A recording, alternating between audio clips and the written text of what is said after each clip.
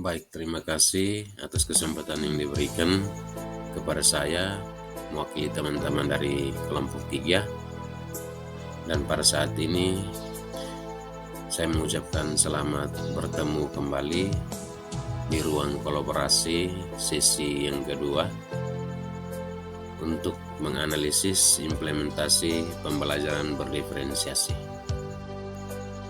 Inilah kami dari kelompok 3. Yang pertama Yolanda Uli, yang kedua Nufrianus Abatan, dan yang ketiga Rovina Saina.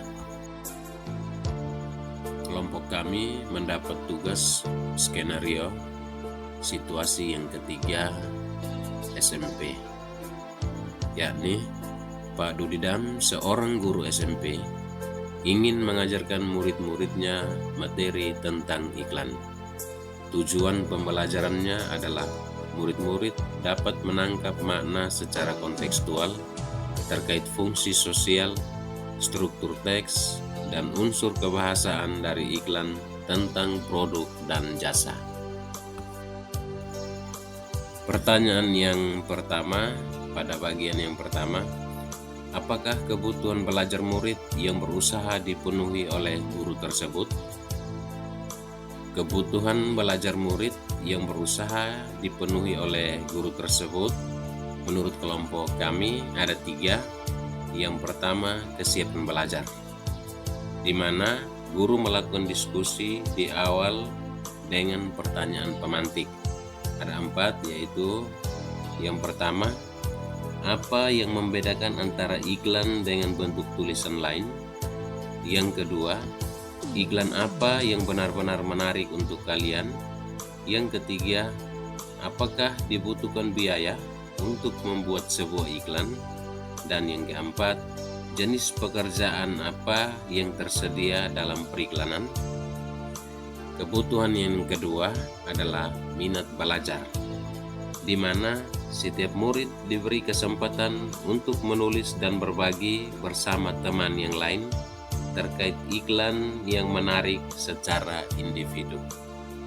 Kebutuhan yang ketiga adalah profil belajar, yang mana yang pertama itu lingkungan belajar, yakni kebebasan memilih lokasi kelas yang mendukung untuk mereka saling berbagi ide.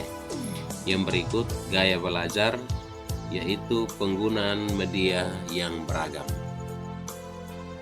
Masih di pertanyaan yang pertama, bagian yang kedua, bagaimana cara guru tersebut menentukan kebutuhan belajar muridnya? Cara guru tersebut menentukan kebutuhan belajar muridnya ada 2. Yang pertama, mencari tahu pemahaman awal murid, dan yang kedua, mengamati murid ketika berdiskusi dalam kelompok besar dan kecil, serta adanya pengamatan secara individu. Baik, kita lanjut ke pertanyaan yang berikut, yaitu pertanyaan yang kedua. Strategi pembelajaran diferensiasi apa yang digunakan? Strategi pembelajaran diferensiasi yang digunakan oleh guru tersebut ada 2. Yang pertama itu adalah diferensiasi proses. Pada diferensiasi proses ada 4 bagian. Yang pertama, adanya pertanyaan pemandu. Yang kedua, ada kegiatan berjenjang untuk membangun pemahaman yang sama. Yang ketiga, memfasilitasi lingkungan belajar yang sesuai. Dan terakhir yang keempat, fleksibel dan adanya variasi waktu.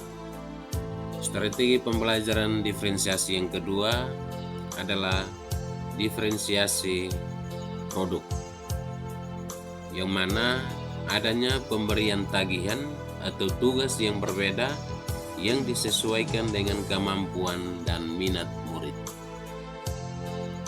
Pertanyaan yang ketiga atau pertanyaan yang terakhir, bagaimana guru tersebut melakukan penilaian? Guru tersebut melakukan penilaian dengan menggunakan 2 cara. Yang pertama itu dengan cara asesmen formatif. Pada asesmen formatif, terdapat 3 bagian. Yang pertama itu pengamatan atau observasi sikap, yaitu terlihat adanya pertanyaan pemandu dan diskusi kelompok. Yang kedua, gaya belajar, itu terlihat pada diskusi kelompok.